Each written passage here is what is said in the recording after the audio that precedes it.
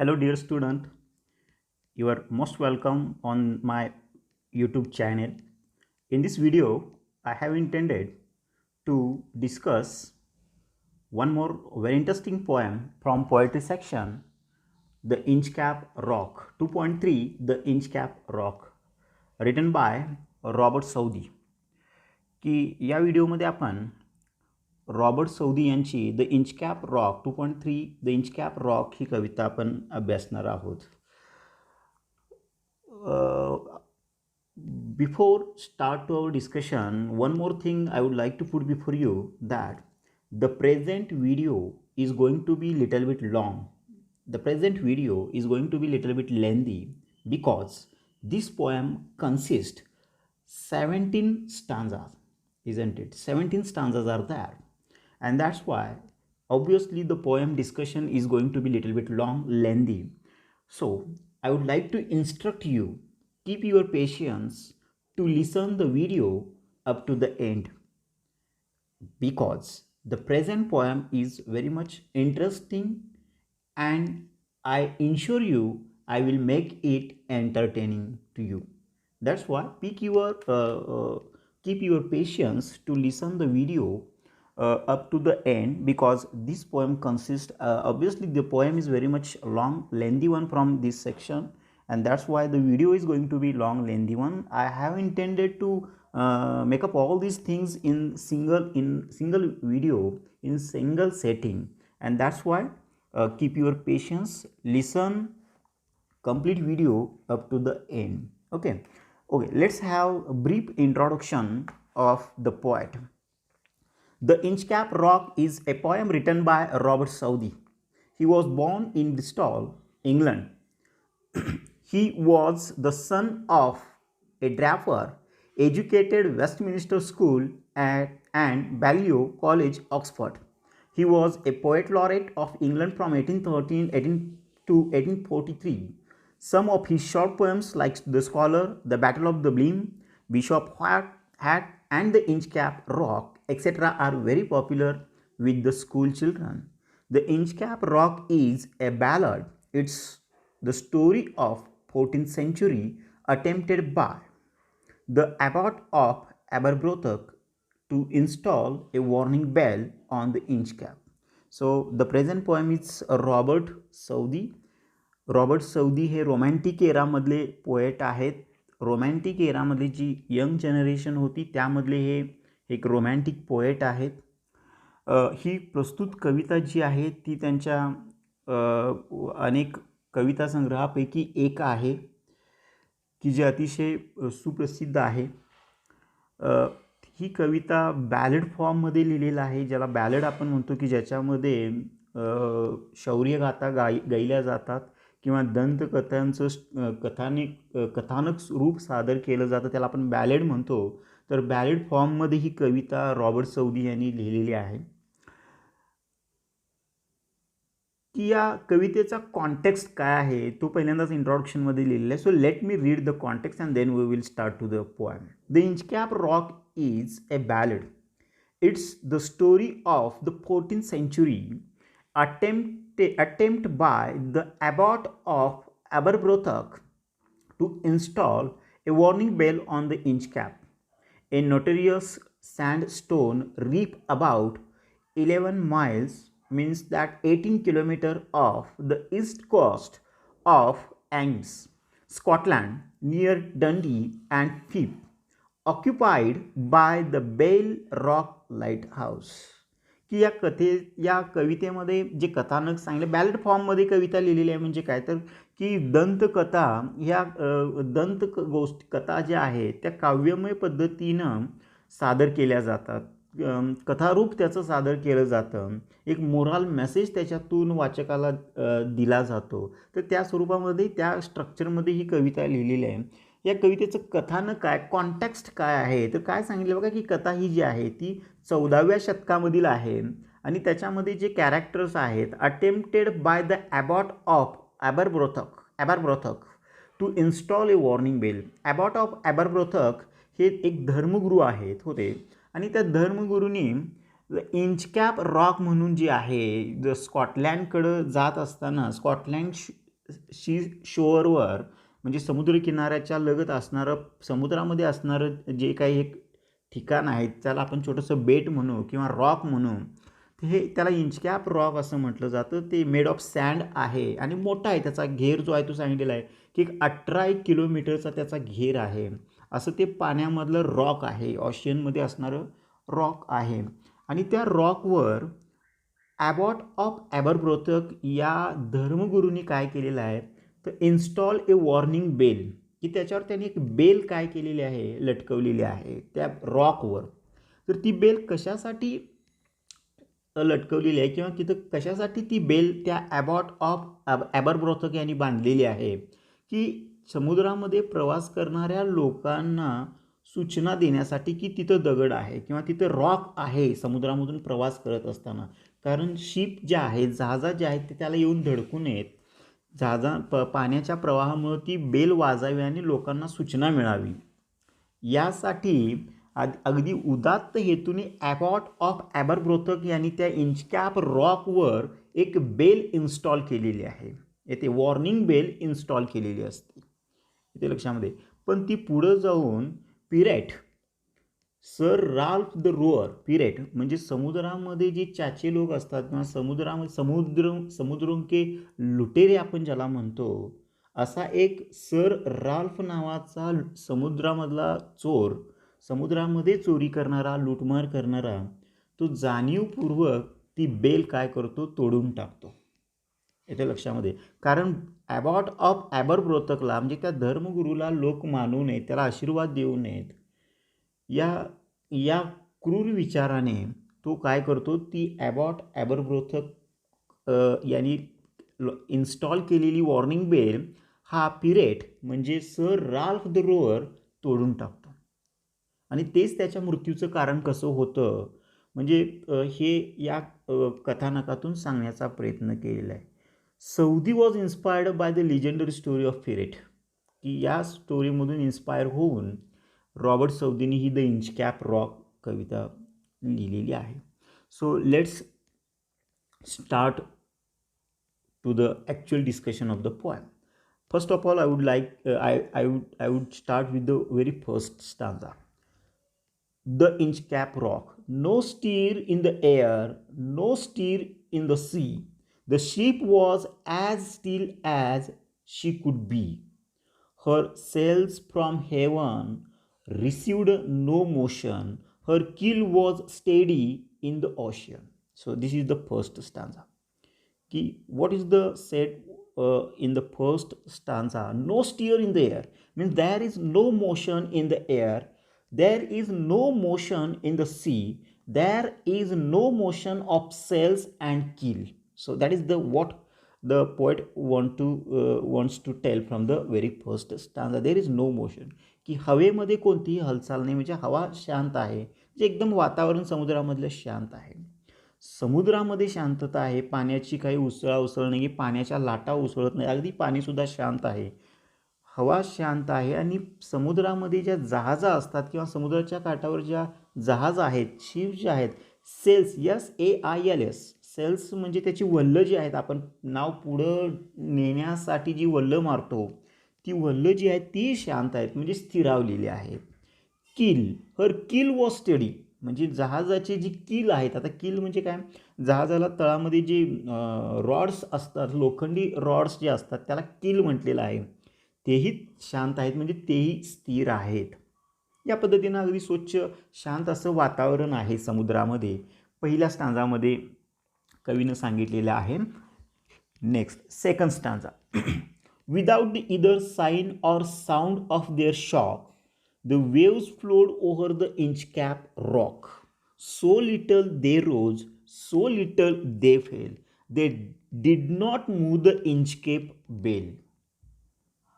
आता बघा second स्टांजामध्ये what the poet says that there is no air, there is no motion in the sea, and that's why the waves are very much little, and that's why they could not move the Inchcape bell.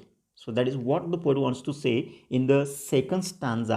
There is no motion, isn't it? In the sea, in the ocean, there is no motion. and that's why the waves are very much little and they could not move the inch cap bell.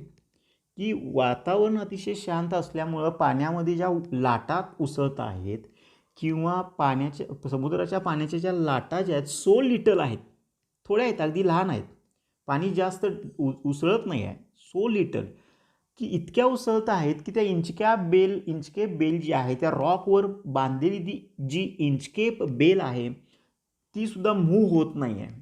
इथे लक्षामध्ये म्हणजे ती bell कशासाठी बांधलेली आहे की लाटा मोठ्या आल्यानंतर ती बेल वाजावी. पण आत्ता कोणत्याही प्रकारचं वातावरण तसं नसल्यामुळं लाटाही शांत आहेत, कमी आहेत, लहान आहेत, लिटल आहेत आणि त्यामुळे ती इंचकेप बेलसुद्धा काय आहे, डिड नॉट मूव्ह, हलत नाही आहे किंवा त्याचा आवाज नाही आहे. Second stanza. Late me read the third stanza. The abbot of Aberbrothock had placed that bell on the Inchcape Rock. One a boy in the storm it floated and swung, and over the waves its warning rung. Isn't it? की ती ॲबॉट of ॲबरब्रोथक यांनी ती bell का बांधलेली आहे हे त्याने तिसऱ्या स्टांजामध्ये सांगितलेलं आहे. येथे लक्षामध्ये त्या इंचकॅप रॉकमध्ये, कारण पुस्तकामध्ये ती चित्रसुद्धा दिलेलं आहे बघा की पाणी आहे, समुद्र आहे, त्या समुद्रामध्ये जे रॉक आहे म्हणजे समुद्रामध्ये जी काही जी बेटासारखा प्रकार जो असतो ते पाण्यामध्ये दिसावं याच्यासाठी ती इंचकॅप रॉकवर ॲबॉट ऑफ ॲबरब्रोथक यांनी ती बेल बांधलेली आहे. आता ते सांगितलेलं आहे त्यांनी, बघा कसं सांगितलेलं आहे तिसऱ्या स्टांजामध्ये. Had placed, abbot of Aberbrothok had placed, त्यांनी ती बेल बांधलेली आहे on the Inchcape Rock on a buoy. A buoy means floating object anchored in the sea to mark the dangerous places. आता BUOY बॉय म्हणजे काय बघा, floating object. आता पाण्यामध्ये बघा आपण नदीमध्ये सुद्धा नदीच्या पाण्याची पातळी किती वाढली हे समजण्यासाठी आकडेवारीनुसार समजण्यासाठी तिथं आकडे लिहिलेले असतात बघा पुलावर वगैरे, येते लक्षामध्ये. त्याला त्या आकडे लिहिण्याच्या पद्धतीला बॉय म्हटलेलं आहे. आणि इथं काय म्हटलेलं आहे, ऑन ए बॉय. तशा त्या तसं पाण्याची पातळी बघण्याचा जो काय प्रकार आहे त्या ठिकाणी ती बेल बांधलेली आहे आणि ती bell storm it floated and swung. आणि ज्या पद्धतीनं पाणी येऊन उसळतं, पाण्याला वेग येईल किंवा लाटा जसं ज्या पद्धतीनं मोठ्या येतील, पाण्याची पातळी ज्या पद्धतीनं वाढेल त्या पद्धतीनं ती बेल वाजू लागेल. वॉर्निंग रंग वाजत असायची. And over the waves it's warning रंग, की पाण्याच्या लाटांमुळे ती बेल वाजायची आणि वॉर्निंग द्यायची. म्हणजे त्या दिशेनं येणाऱ्या लोकांना वॉर्निंग द्यायची. कशाची वॉर्निंग देत असायची, तर तिथं रॉक आहे, बेट आहे की जिथे येऊन जहाजा धडकू नयेत, जहाजांना अपघात होऊ नये यासाठी वॉर्निंग रंग म्हणजे काय, सूचनांचे घंटानाद व्हायचा. येते लक्षामध्ये की डेंजर जे आहे तिथला जो धोका आहे त्याचा घंटानाद होत असायचा. तो कशाच्या पाण्याची पातळी वाढण्यानं किंवा मोठ्या लाटा येण्यानं तो घंटानाद व्हायचा. आणि याच्यासाठी त्या ॲबॉट ऑफ ॲबरब्रोथक यांनी ती बेल त्या इंचकॅप रॉकवर बांधलेली होती. तिसरा stanza. Next fourth stanza. When the rock was hid by the surges well, the mariner heard the warning bell, and then they knew a perilous rock and blessed the abbot of Aberbrothock. बघा चौथा stanza काय सांगितलेला, when the rock was hid by the surge swell, की rock हिड म्हणजे झाकलं जायचं. when the rock was hid by the surges swell means sudden great rise in the level of the sea. अचानक पाण्याच्या पातळीमध्ये, समुद्राच्या पाण्याच्या पातळीमध्ये वाढ झाल्यानंतर रॉक वॉज हिड म्हणजे ते रॉक झाकलं जायचं. The mariner heard the warning bell, आणि मग जहाजामधून येणारे जे मरीनर्स आहेत, प्रवासी जे आहेत, त्यांना ती वॉर्निंग बेल ऐकायला यायची. And then they knew the perilous rock. आणि मग तिथं अतिशय डेंजर असं, धोक्याचं असं रॉक आहे हे त्या मरीनरच्या, जहाजामधून प्रवास करणाऱ्या लोकांच्या अगदी घंटानाद होण्यामुळं लक्षात यायचं आणि होणारा धोका किंवा होणारा अपघात टाळला जायचा. आणि मग ती लोक काय करत होती, अँड ब्लेस्ड, बघा शेवटची ओळ त्यामधली 4थ्या स्टांजामध्ये, and blessed the abbot of ॲबरब्रोथक. आणि ती लोक, ते प्रवासी, जहाजामधून ते प्रवास करणारे लोक, त्यांच्याबरोबर होणारा अपघात त्या वॉर्निंग बेलमुळं टळला आणि म्हणून ते ॲबॉट ऑफ ॲबरब्रोथकला आशीर्वाद द्यायचे, धन्यवाद द्यायचे. येते लक्षात, कारण ती ॲबॉट ऑफ ॲबरब्रोथकनं बेल बांधलेली आहे, लोकांना समजावं तिथं रॉक आहे समुद्रामध्ये. आणि आपोआपच पाण्याची पातळी, सर्जेस वेल म्हटलेलं आहे. सर्जेस वेल म्हणजे पाण्याची पातळी आपोआपच वाढल्यानंतर ती बेल वाजायची. येते लक्षामध्ये, कारण हवेमध्ये हेलकावे असणार आहेत आणि म्हणून ती बेल आपोआपच वाजत असायची आणि लोकांना माहीत व्हायचं त्या घंटानादामुळे की इथं रॉक आहे किंवा इथं काहीतरी धोक्याचं आहे. आणि मग त्यांना जहाजाची आपली दिशा बदलणं शक्य व्हावं, कदाचित होत असावं, आणि म्हणून मग डेंजर जो आहे, धोका जो टळायचा, आणि म्हणून त्या लोक अगदी मुक्त मनाने ॲबॉट ऑफ ॲबरब्रोथकला म्हणजे त्या धर्मगुरूला, की ज्यांनी त्या इंचकॅप रॉकवर बेल बांधली, त्यांना काय करायचे, आशीर्वाद द्यायचे. 5th stanza.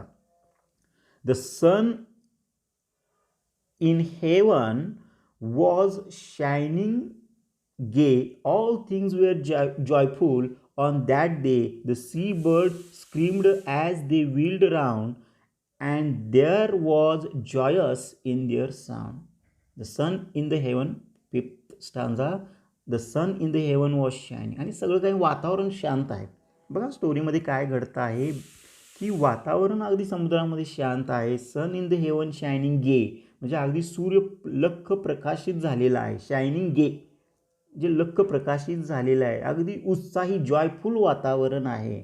सी बर्ड समुद्रामध्ये असणारे पक्षी जे आहेत, screamed as the wheeled round म्हणजे गोल घिरक्या मारतायत समुद्रामधले पक्षी समुद्रावर. या पद्धतीनं अतिशय उत्साही असं वातावरण त्या समुद्रामध्ये आहे. The boy, 6th stanza. The boy of the Inchcape Bale was seen, a darker speak on the ocean green. The boy of the Inchcape Bale म्हणजे त्या इंचकेप बेलवर असणारे किंवा त्या रॉकवर असणारी जी इंचकेप बेल आहे किंवा ती वॉर्निंग बेल जी आहे वर चित्रामध्ये दाखवलीत, ती लांबून बघा, a darker speck on the ocean green, गर्द अशा हिरवागार जो समुद्र दिसतो त्याच्यामध्ये ती बेल लांबून डार्कर स्पीक म्हणजे डार्कर डॉट सारखी दिसते आहे. काळा असा डाग त्या समुद्रामध्ये लांबून दिसावा या पद्धतीनं ती बेल लांबून दिसते आहे. The Sir Ralph the row or walked his deck and he fixed his I on the darker speak. आणि सर राल्फ द रोअर म्हणजे हा सर राल्फ द रोअर कोण आहे, ए सी पिरेट आहे. ए सी पिरेट मीन्स आपण ज्याला समुद्रंकी लुटेरे म्हणतो, आपण समुद्रामध्ये जे लूटमार करणारे जे लुटेरे असतात तो आहे हा सर राल्फ द रोअर. त्यानं लांबूनच त्या हिरव्यागार समुद्रामध्ये दिसणारा तो डार्क स्पीक म्हणजे डार्क डॉट पाहिला. तो डार्क डॉट म्हणजे काय आहे तर ती लांबून दिसणारी इंचकेप बेल आहे किंवा इंचकॅप रॉकवरची ती बेल आहे. ती मात्र या समुद्र के लुटेरे म्हणतो आपण ज्याला, किंवा समुद्रामधले चोर जो म्हणतो, हा जो सर राल्फ आहे त्यानं पाहिली. 7th stanza. He felt the cheering power of spring. He made him whistle, he made him sing. His heart was mirthful to excess, but the roar's mirth was wickedness. आणि ती लांबून ही fail cheering power of spring, वसंत ऋतूचा जसा उत्साह असतो असा उत्साही तो झाला. इट मेड हिम विसल, अगदी आनंदानं तो शिळ घालू लागला. इट मेड हिम सिंग. अगदी आनंदानं तो गाणं म्हणू लागला की आपणाला तिथं आता काहीतरी मिळणार आहे. कारण but the roars मिर्थ was wickedness, की या सर राल्फ द रोअरचा मिर्थ जो आहे म्हणजे आनंद जो आहे, उत्साह जो आहे, तो मात्र वॉज विकेडनेस म्हटलेला आहे, म्हणजे क्रूर होता. त्याला जो आनंद झाला कारण आता ती बेल मिळवायची किंवा त्याच्यामध्ये काहीतरी कुरापत करायचा असा त्याच्या विचार डोक्यामध्ये आला आणि म्हणून विकेडनेस म्हटलेला आहे की क्रूर कृत्याचा त्याला आनंद होऊ लागला. 8th stanza. His eyes was on the Inchcape float quoth he. त्याचे डोळे मात्र त्या इंचकॅप फ्लोटवर, इंचकॅप रॉकवर आता विसावले होते, स्थिरावले होते. आणि तो काय म्हणतो बघा, quoth he my men put out the boat and row me to the Inchcape Rock. I will plug the abbot of Aberbrothok. काय म्हणतो, move, let's go to the Inchcape Rock. I will remove the Inchcape Rock and I will hurt to the abbot of Aberbrothok doing this. Cutting the bale from the inchcap rock, removing the inchcap bale from the inchcap rock. I would like to hurt the abbot of Aberbrothok. काय म्हणतो 8व्या स्टांजामध्ये तो, की आपण आता त्या इंचकॅप रॉकच्या दिवशी त्याच्याबरोबर असणाऱ्या त्याच्या सवंगड्यांना काय म्हणतो तो, की आता इंचकॅप रॉककडं चला आणि ती रिमूव्ह करायला ॲबॉट ऑफ ॲबरब्रोथकनं जी बेल इन्स्टॉल केलेली आहे, त्या इंचकॅप रॉकवर जी बेल त्यानं लावलेली आहे ती आपण घालवून टाकू आणि त्याच्यामुळं ॲबॉट ऑफ ॲबरब्रोथकला प्लेग म्हणजे दुःख होईल आणि त्याला दुःख देऊ आपण बघा. म्हणून त्याला विकेडनेस म्हटलेलं आहे आधीच्या स्टांजामध्ये 7व्या, की क्रूर कृत्याचा आनंद मिळवण्यासाठी तो त्या दिशेनं, त्या इंचकॅप रॉकच्या दिशेनं निघतो. 9th stanza. The boat is lowered, the boatman row and to the Inchcape Rock they go. Sir Ralph bend over from the boat and he cut the bell from Inchcape float. Boat is lowered, the boatmen row and to the inchcap rock they go. Sir Ralph bent over the boat and he cut the bale from the inchcap float. म्हणजे या 9व्या स्टांजामध्ये जे सांगितलेलं आहे तेच पान number 105 वर जे चित्र दिले आहे की तो बोट अगदी त्या इंचकॅप रॉक जवळ घेतो, बेंट म्हणजे अगदी वाकून त्या बोटेवरून इंचकॅप रॉकवर असणारी जी बेल आहे, जी वॉर्निंग बेल आहे ती कट करतो, तोडून टाकतो. 10th stanza. Down sucked the bale with a gurgling sound. The bubble rose and burst around. Quit Sir Ralph. The next who comes to the rock won't bless the abbot of Aberbrothok. What he says in the 10th stanza, as he cut the bale from the inchcap rock, the bale sunk in the ocean with a gurgling sound. जशी त्यानं bell तोडली तशी ती bell गरगलिंग म्हणजे विशिष्ट असा आवाज करत समुद्राच्या पाण्यामध्ये बुडाली. The bubbles rose and burst around. ती बेल इतकी मोठी होती की जशी पाण्यामध्ये बुडली त्याचे बबल्स आवाज आला, बुडबुड आला आणि नंतर ते बुडबुडे काय झाले, ब्रस्ट झाले. या पद्धतीनं ती बेल त्यानं काय केली, क्रूर विचारानं त्यानं ती सर राल्फने ती बेल तोडून टाकली.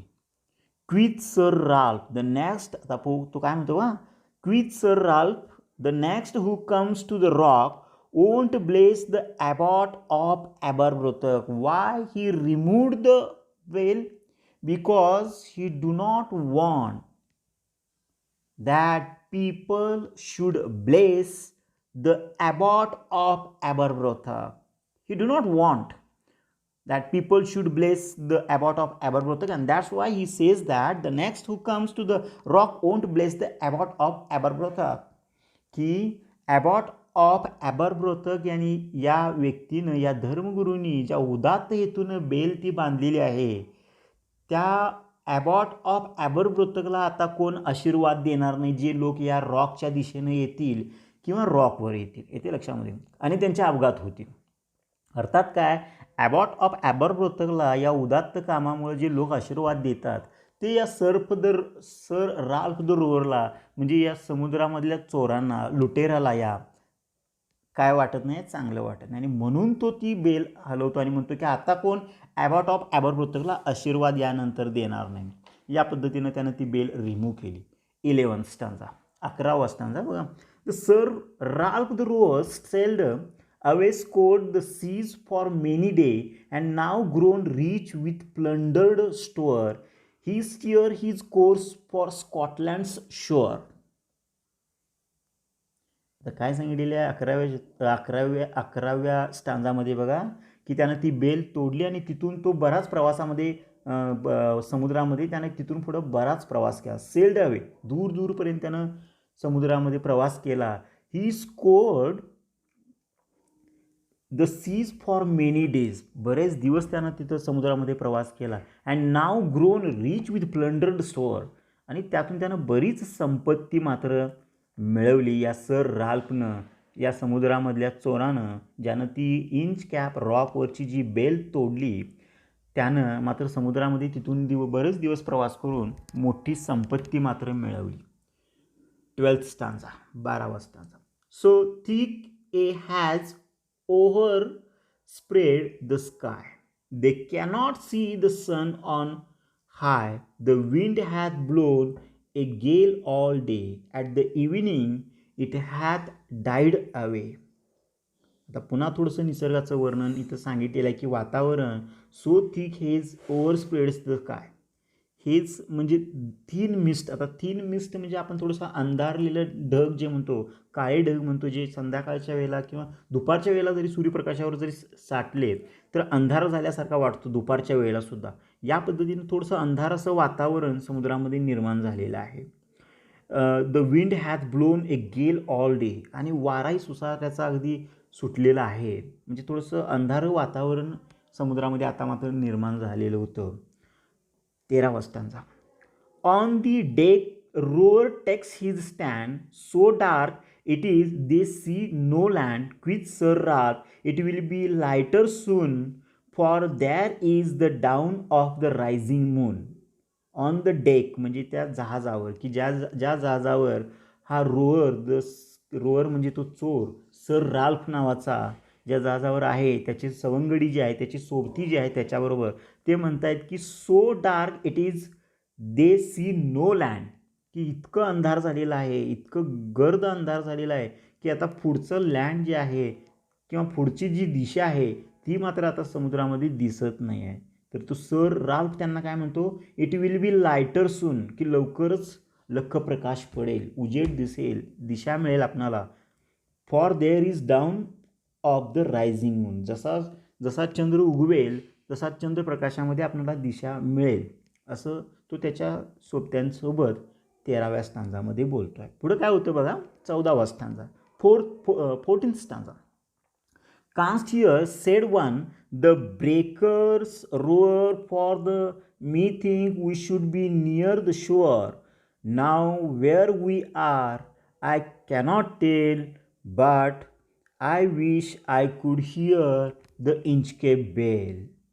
आता हे काय करतायत, या अँग्विस म्हणजे इंग्लंडच्या बाजूनं स्कॉटलँडकडं जात असतानाचा हा जो प्रकार आहे, त्या मार्गावर हे बेट आहे, इंचकॅप रॉक नावाचं बेट म्हणावं किंवा थोडासा रॉक प्लेस जो आहे समुद्रामधला तो आहे, आणि त्या दिशेने हे चालले आहेत. आणि म्हणून त्याच्यामधला एक त्याच्यासोबतचा त्याचा जो सहाय्यक आहे या सर राल्फचा, तो काय म्हणतो, canst hear said one, the breakers roar for me think we should be near the shore.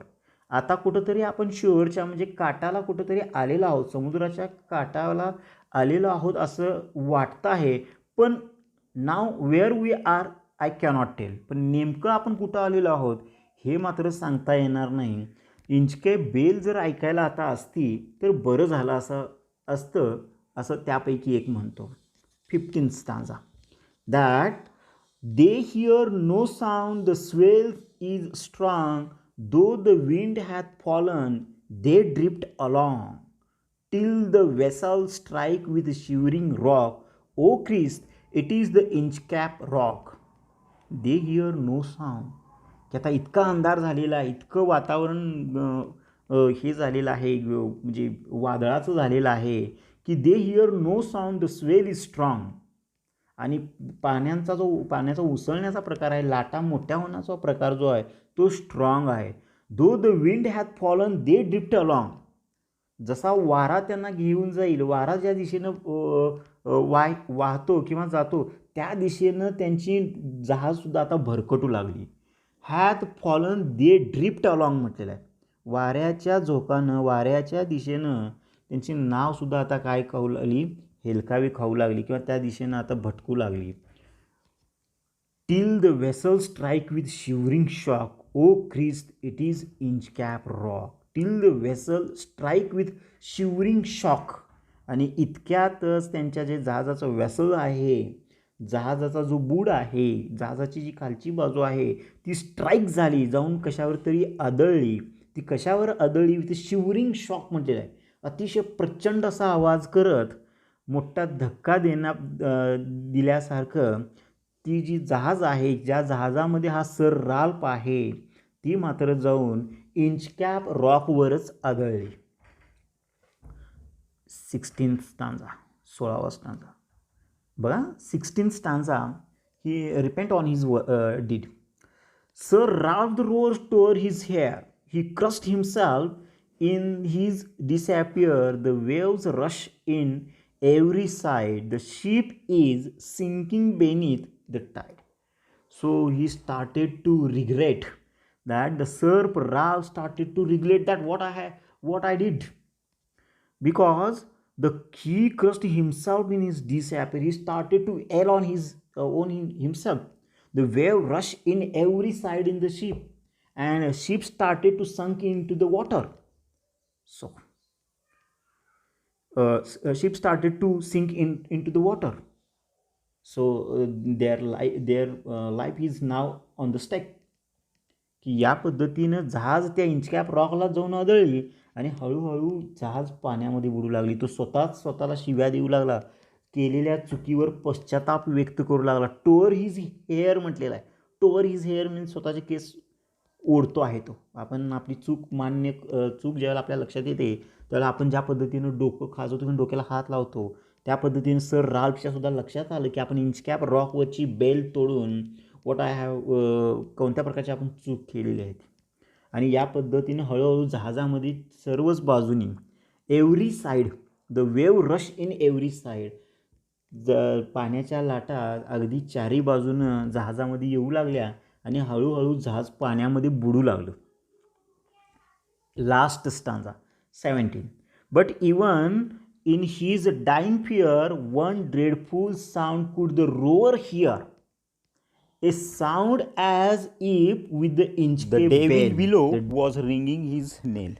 So in the last stanza, what poets wants to say that तो जो राल्फ आहे, जो चोर आहे किंवा ज्यानं जी इंचकॅप बेल तोडली, त्याला मृत्यू घंटा ऐकू येऊ लागली. म्हणजे त्याला मृत्यूचा आभास होऊ लागला. या पद्धतीनं हळूहळू ती नाव पाण्यामध्ये बुडून ते जहाज संपतं किंवा या राल्फला, रोअरला आपला जीव गमावावा लागतो. तर या कवितेचा मोरल मेसेज काय आहे, तर ॲज यू सो शाल यू रीप, ही जी म्हण आहे की आपण जसं पेरतो तसं उगवतं. म्हणजे जसं आपले कर्म आहेत तसं आपल्याला त्याचं फळ मिळत असतं. तर यामध्ये या रोअरनं किंवा या सर राल्फ रोअरनं ज्या हेतूनं ती इंचकेप बेल तोडली, रिमूव्ह केली, त्याचा त्याला परतावा किंवा त्याचा रिटर्न त्याला अशा पद्धतीने मिळाले की त्याला मृत्यूला सामोरे जावं लागलं. जर त्यानं ती जर बेल तोडली नसती तर कदाचित त्याला इंचकेप बेल ऐकायला आली असती आणि त्याच्या जहाजाचा होणारा अपघात टळला असता. म्हणजे त्याचे कर्मच त्याच्या मृत्यूला कारण ठरतात. हाच एक मेसेज या कवितेमधून द्यायचा आहे की जसे कर्म तसे फळ आपणाला मिळत असतं. सो दॅट इज ही अगदी 14व्या शतकामधली ही दंतकथा आहे. ती कॉन्टेक्च्युअलाइज कवितेच्या माध्यमातून कवीनं इथं करण्याचा प्रयत्न केला आहे. So that is all about the present poem. Thank you for listening the present discussion.